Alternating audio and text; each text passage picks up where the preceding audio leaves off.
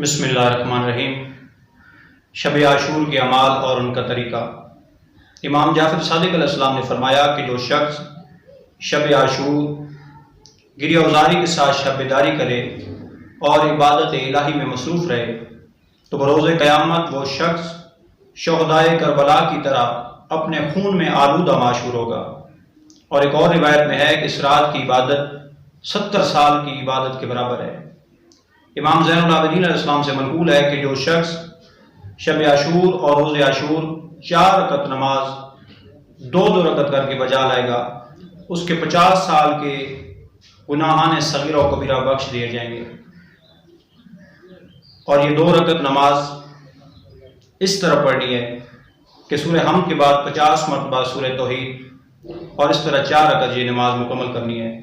اور اس کے بعد تسبیحات ہیں جو کہ 70 مرتبہ پڑھنی ہے، جس میں آپ نے 70 مرتبہ بسم اللہ الرحمن الرحیم اور 70 مرتبہ تسبیحات اربع سبحان اللہ والحمد للہ ولا الہ الا اللہ واللہ اکبر اور 70 مرتبہ ولا حول ولا قوت الا باللہ العلی العظیم اور 70 مرتبہ استغفر اللہ ربی واتوب الیہ پڑھنا ہے۔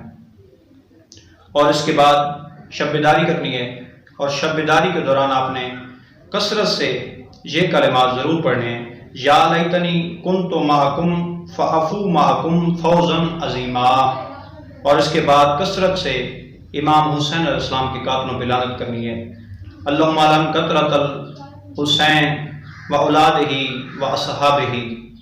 اور اس کے بعد امام جعفر صادق علیہ السلام سے منقول ہے کہ جو شخص شب عاشور اور روز عاشور زیارت امام حسین بجا لائے تو گویا وہ نصرت امام میں ان کے سامنے شہید ہوا ہو۔ تو اس کے بعد آپ نے اپنی آستینیں الٹ کر ننگے سر گریبان چاک کر کے کھلے آسمان کے نیچے بچشم گریہ یعنی روتی ہوئی آنکھوں کے ساتھ کربلا کی طرف انگلی سے اشارہ کر کے یہ زیارت پڑھنی ہے: السلام علیکہ یا ابا عبداللہ الحسین، السلام علیکہ یا ابن رسول اللہ، السلام علیکہ یا ابن امیر المومنین و ابن سید الوصیین، السلام علیکہ یا ابن فاطمہ الزہرا، السلام علیکم ورحمۃ اللہ وبرکاتہ۔ تو دعا ہے کہ خالق کائنات ہمیں صحیح معنوں میں شب عاشور کے اعمال بجا لانے کی توفیق عطا فرمائے۔